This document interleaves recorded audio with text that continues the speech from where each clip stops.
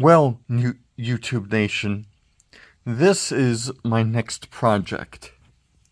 What you see in front of you is an American GK E60CP.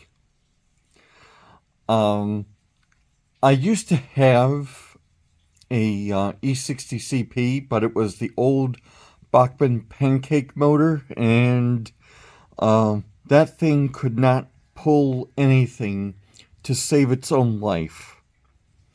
No matter how hard I tried, no matter what effort I took, it could run fine on its own, but if it so much as pulled one or two Bachmann Amfleet coaches, it just struggled. I since parted with it a few years ago, but I still longed for an E60CP, and then I had learned that there was this one company called American GK that also manufactured an E60CP. I know they also rolled out something that was that looked like an E60CP, but really wasn't an E60CP. I'll get that information in the somewhere in the video to let you know what exactly that engine was, what that locomotive designation was. But I didn't want to shell out money for another pancake E60CP, and I certainly didn't want to shell out whatever Bachmann was selling their newer E60CPs for. When an American GK became available on Dr. Evil Bay, it was for a reasonable price, and I pounced on it. I knew it needed some repairs. You can already see that the pantographs are somewhat problematic, and as you'll see over here, the horn on the other cab end is missing. I thought I bought the right replacement horn. Turns out it was smaller. I might mount it. I might not mount it. I might just leave things as is. Now, the thing about that I discovered about American GKs was that they were built like Athearns, or rather the tooling is similar to Athearn, but there are certain differences which you'll see in a little while. This particular item right over here, when I received it, was problematic. I cleaned it, lubricated it, remounted the motor. When I put the show back on, it was running rough, and I did a little research. Turns out that the way that the American GKs, even though they're tooled like Athearns, you had to do something a little bit different with the motor. And I took the Facebook group members' suggestion, and it was running properly. And as you'll see,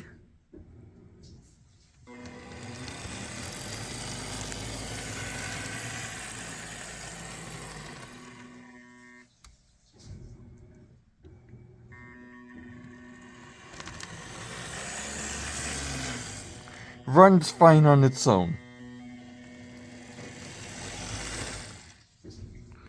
Now, when I hook it up to a consist, right now I have 3 model power cars. The pulling,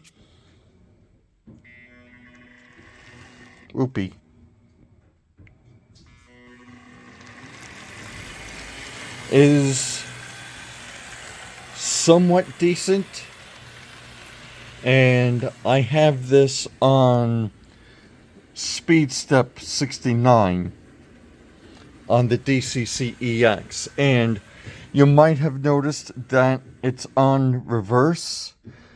Don't ask me why it did that. It does that because the motor was mounted correctly, and believe me, I wouldn't have goofed like that. And it stalled out. I'm not 100% pleased with the performance. So what I'm going to go ahead and do is remotor this locomotive.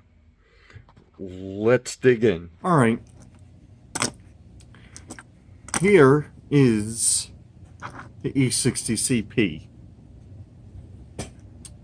And in order to get into the body, into the frame and the chassis, you have to remove the front and rear couplers.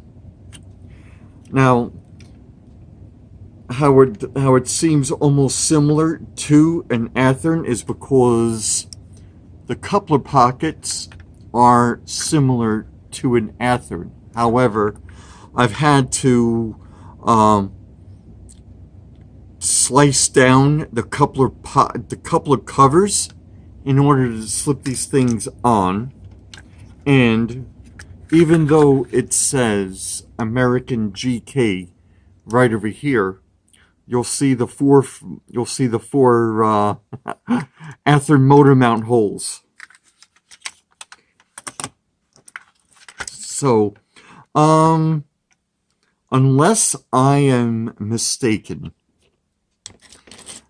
there are no other videos on YouTube that show how to remotor an American GK, how to service an American GK E60CP. So I think I may be exploring new territory. So what I'm going to go ahead and do is remove the coupler covers like so.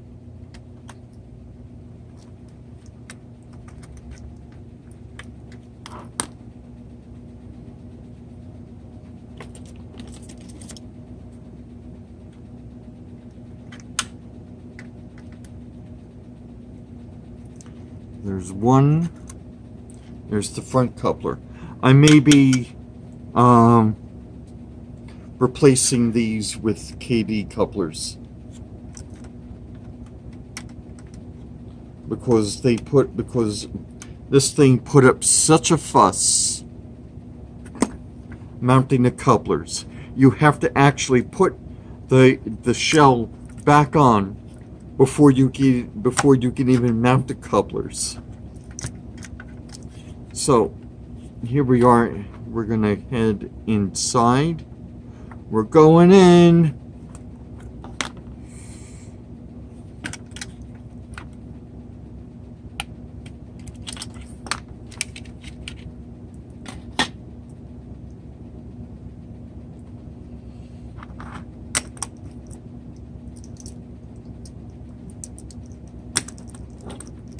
Here it is. Going to put the shell aside. Now, the way that the shell got remounted, I had assumed this was the front, but you see, there is no real way to determine what front is, because when I ran it, it was going in reverse. But you'll see it looks like an Athearn. It's got an Athearn motor. It's got the coupler covers and the gear towers like an Athearn. So it looks like an Athearn. It runs like an Athearn, smells like an Athearn, Does it taste like an Athearn?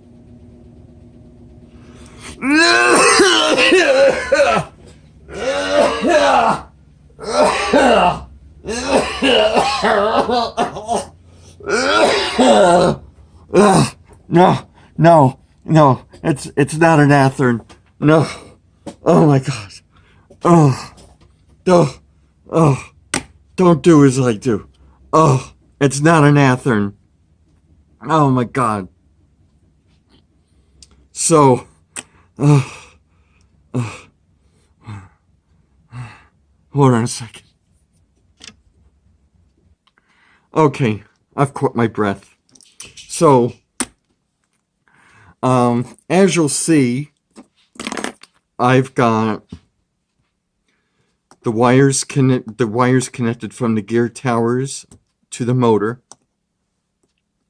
I've already serviced the gear towers and the motor. The motor probably needs another cleaning. So what I'm going to go ahead and do is I am going to remove the motor. I've just plugged in the soldering iron to heat up, because I am going to remove the leads, and we are going to put in this. This is a 280 motor, which I waited forever and a day for from AliExpress. This is, and I'm going to put it in the description. I may put it in a caption somewhere in this presentation. It's a standard motor, F as in Frank, S as in Sam, 280-KN. /17225. This is a 29 volt motor, and we're going to put this puppy into this beast. So I'm going to go ahead and remove. I'm going to desolder the wires over here.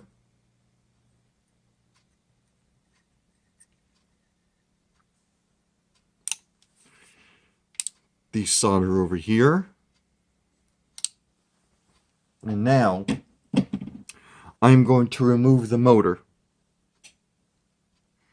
And I had used goop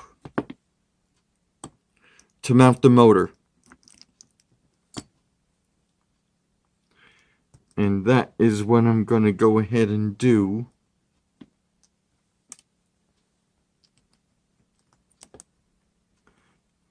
Going to set that over here. Going to set that over there.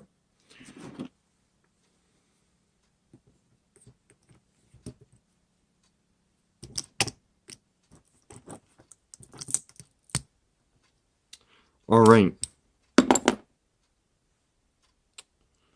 I'm going to go ahead and clean this motor, save it for a rainy day. It almost looks like a gold motor. I mean, it's kind of misleading because of the body of the motor, where the windings are, but it's not a gold motor because the flywheels aren't gold. They're gray. But I don't like throwing things away. I believe in repurposing, so this is going to get cleaned and stored.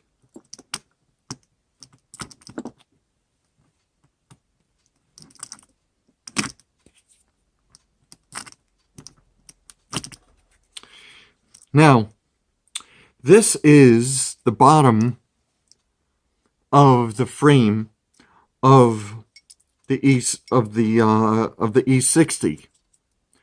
Notice how different it is. If ever you've taken apart an Athearn locomotive, there's usually like some sort of recessed surface, and the metal strip is somewhat longer. And I've already covered up the motor mounting holes, but I'm going to sit the motor right over here. I am going to just make sure that, right, this is positive over here. There's a little dot. If you have the patience to wait forever and a day for these motors to come, these motors are worth the wait. And I can attest by this, because I got the idea for the 280 motor from Matt Lentz, who has the YouTube channel Elite 194.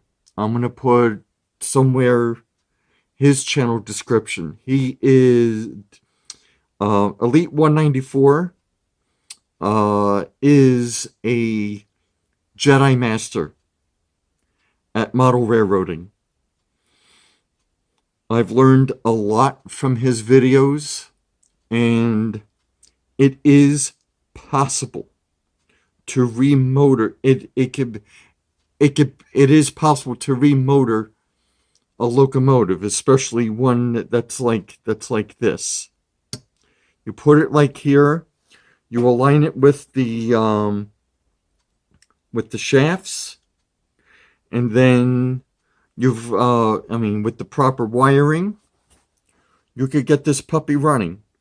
Now, you're probably wondering, Ian, look at your, this locomotive requires, the bottom clip and the two towers and the top clip to run a locomotive, to run an Athearn locomotive. I understand that, which is why I have created, and let me go find it,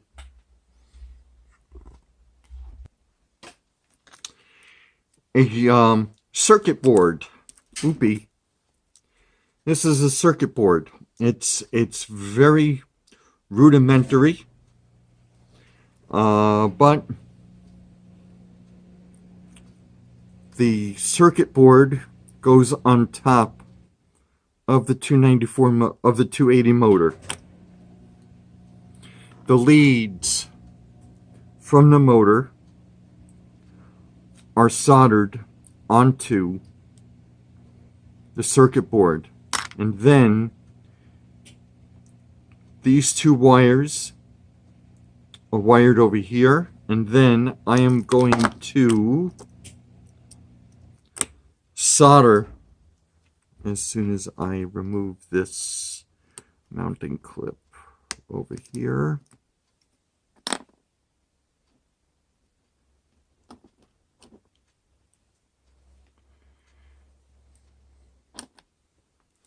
And I'm going to remove this over here.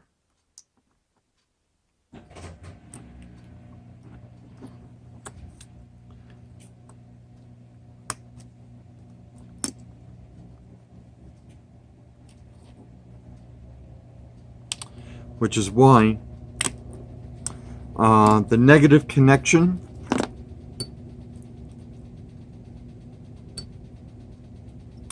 is going to get wired from here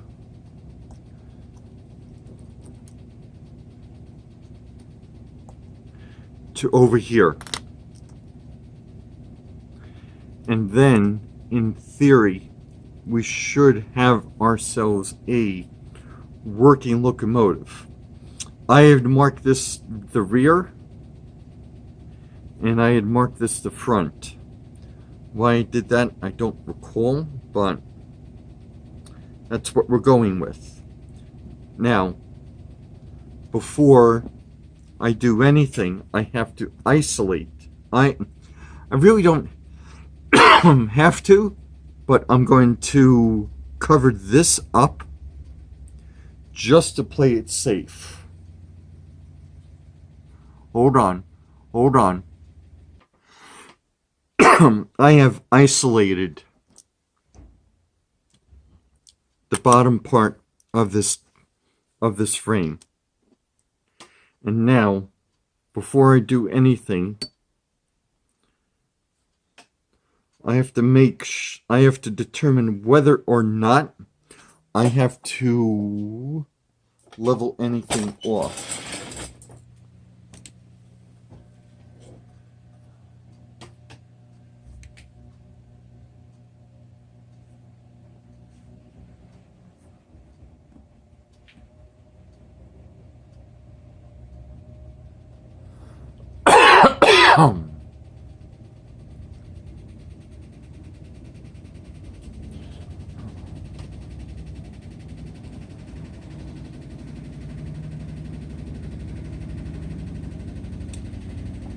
Hold on 1 second. Well, using the A-line universal coupling kit,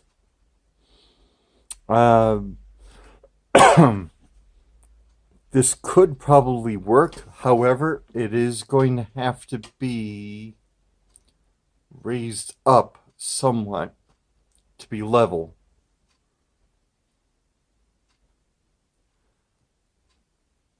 And determining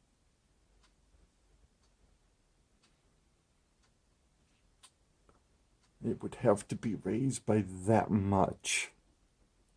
If the coupling kit does not work, then I can always just use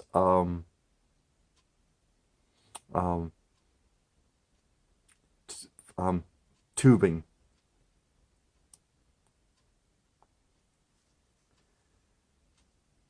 Yeah. All right. Let's do this. So this is the build that we're going with. Here's the 280 motor, positive, negative. I had some pieces in my junk drawer that I had cut down to size using my bench grinder and the rotary tool that's attached to the bench grinder, and I raised it up so that it's nice and level with the gear towers using the existing parts from the E60CP and universal coupling from A-line, which I bought from a local hobby shop. This is the build that we're going with. Positive, negative. I'm going to disassemble all this so that I can glue the 280 motor into place. And then, once that is done, I am going to put the circuit board over here. I'm going to solder a black wire here and here. It's going to go to negative. This is going to go to positive. And positive is going to go here. Negative is going to go here. And God willing, this should work. I'll be right back. Let's pick up where we left off. So I have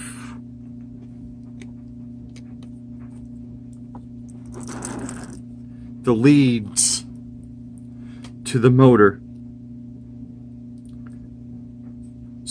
tinned and soldered, positive, negative.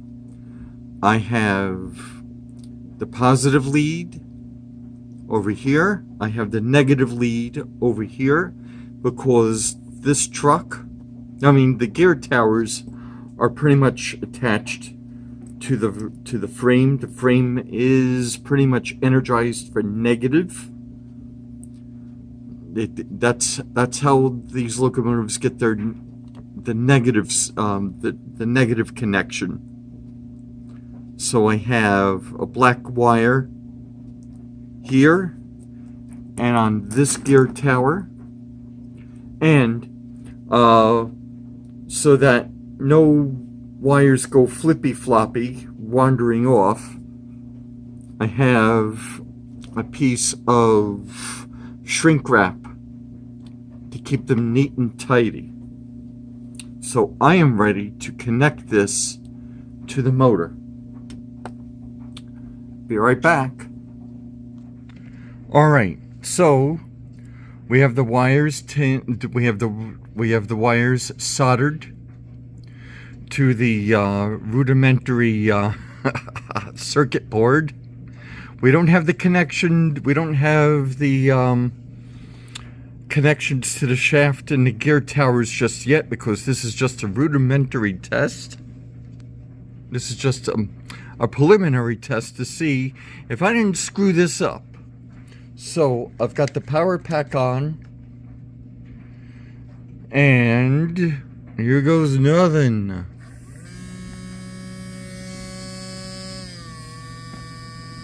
And this is at 10%. Holy cow.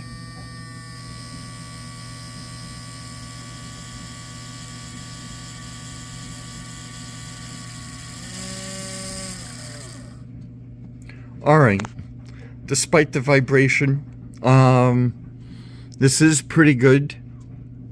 I'm just going to add a air tool oil to the shafts, quiet it down, and then we'll connect the shafts and continue from there.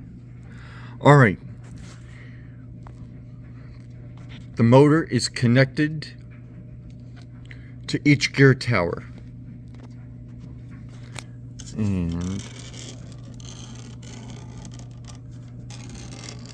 shine a light. Come on, light.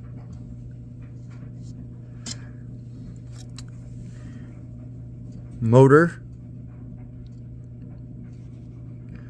gear worms, gear tower. Motor, gear worm, gear tower. And now we say Om Shanti Shanti, Om Shanti Shanti. Yippee-yi-yo-ki-yay, we got us a runner today.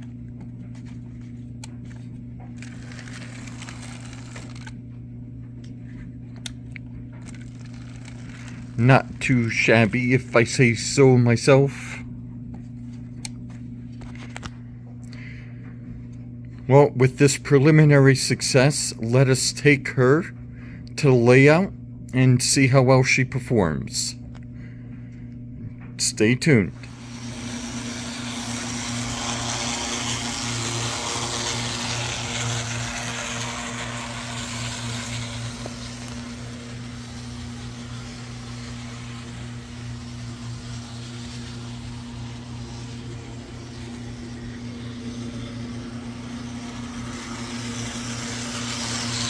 Well, this looks pretty good, and it's on speed step 98, which seems a bit high, but I just need to let it get acclimated. This circuit board isn't perfect. Once I improve upon the build, then I'll, or rather, once I improve my circuit board builds, I'll probably revisit improving upon this circuit board, but I'm contented.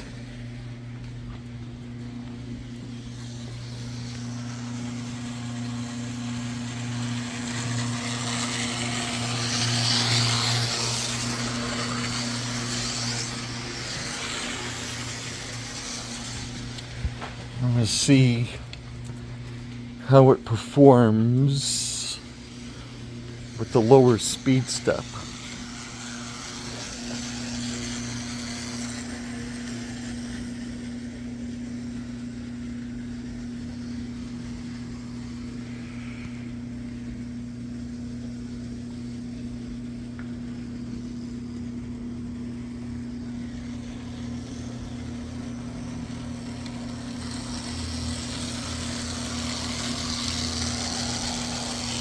Smooth as silk.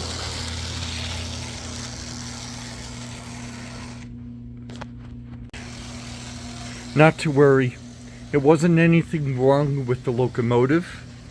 The wires from the command station got a little bit loose. So I tightened it up and we're running perfect at speed step 69. Gonna take it down a little bit lower to 55.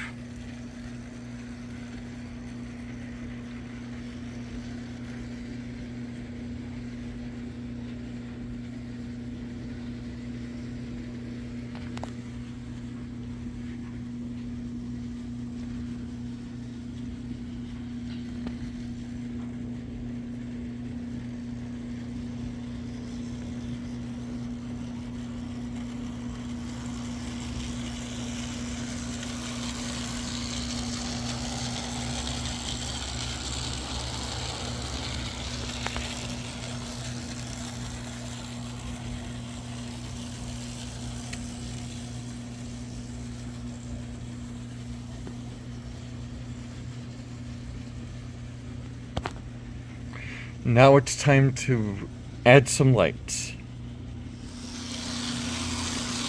So, this is working pretty good in the forward direction.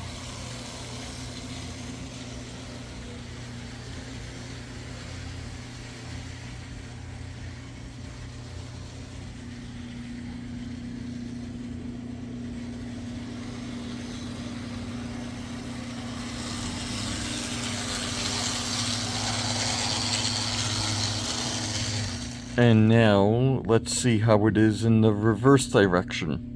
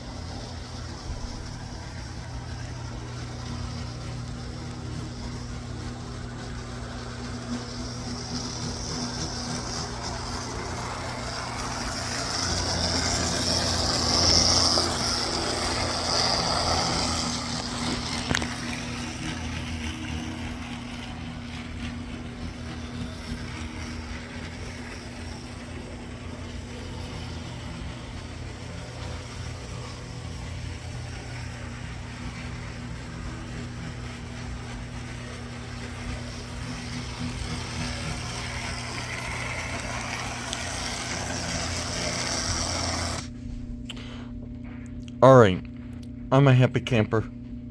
I think it's time to put the show back on and then mount some couplers.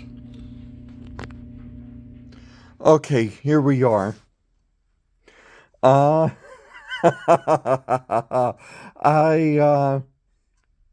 Yeah, I made a bit of a miscalculation with the new motor and the shell.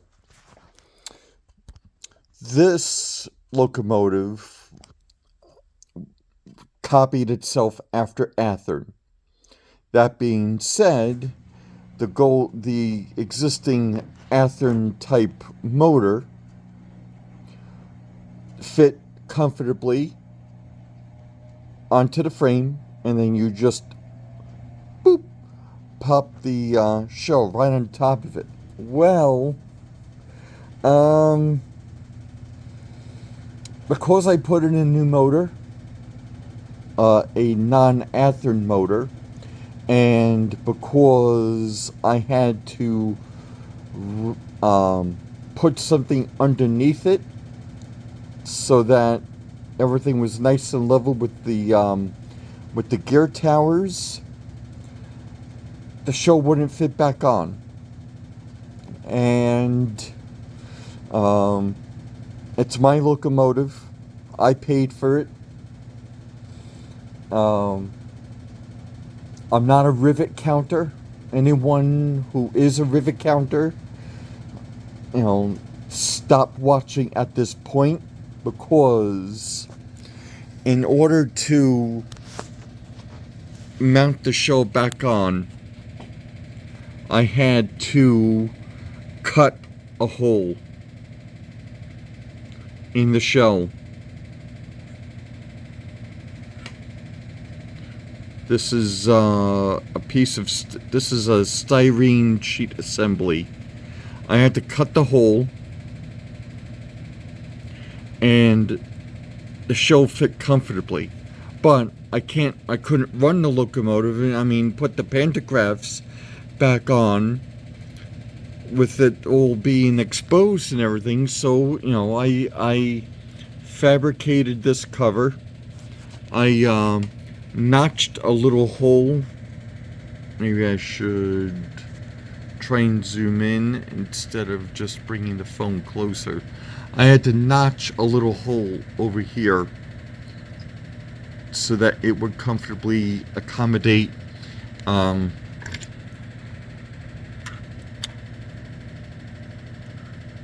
this part of the pantograph. So it is sitting comfortably. As far as the pantograph supports, it only came with 3. One's missing. So it is what it is. It does feel kind of naked over here. Down the line, I might think of adding a detail part or something. Maybe a stray Lego or something that would make it look like almost how Amtrak kind of re-engineered their AEM7 units. As for the rear horn, what I picked up, and it was a cow scale super detail. In the picture, it looked it has to match this horn. And the picture looked like it was a perfect match. It was a perfect match, except it's tiny. So maybe I could use it for a Athearn locomotive or something, or some sort of other kit bash that could use a Nathan P5 air horn. It is what it is. But I also had to redo the driveline from this part of the motor, this end of the motor, to the gear tower. So that's fixed, because the assembly that I had, it came loose. But I managed to fix that. So there's another very long spline in between the gear tower and the motor. It's running fine. And I also mounted number 5s, and they are nice and level on each end. This is the end that is going to be pulling the cars. Since I am biased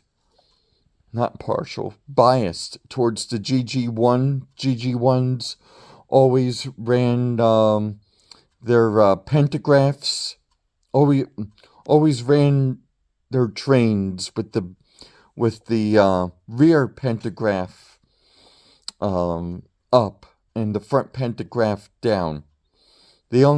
And as a historical tidbit, the GG1s only raised their front pantograph when it was when there was ice on the lines. But enough jibber jabber. Let's take her to the layout, see how she pulls some cars. Be right back.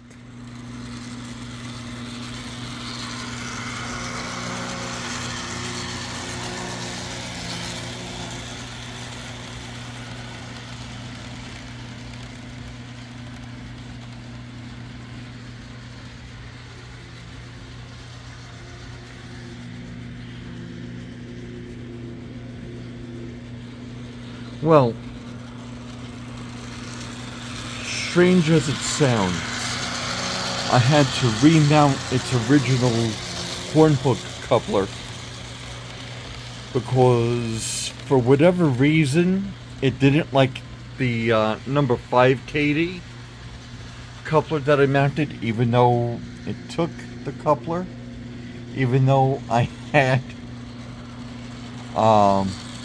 made the I drilled in tap for the number 5, but the weird thing about this American GK is that the frame wobbles. I mean, like I said, it's built like an Athearn, but it's not an Athearn. This is an Athearn that failed to be, which for American GK is somewhat un-American. But it is pulling pretty decently at speed step 86. Could I lash up more cars to it? Maybe.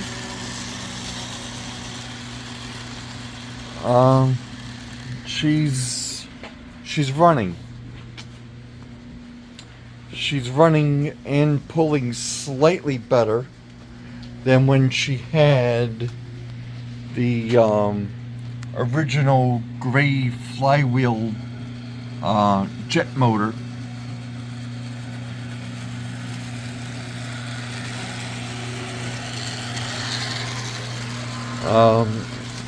This does mark something of a success. Not an overwhelmingly popular success, but it's a success in that these 280 motors are pretty nice. It is possible to make a circuit board. I mean, the way that this thing is wired, it's possible to wire it for DCC. Not that I'm going to go ahead and put a DCC decoder in this locomotive, but I can also improve upon how I make these circuit boards.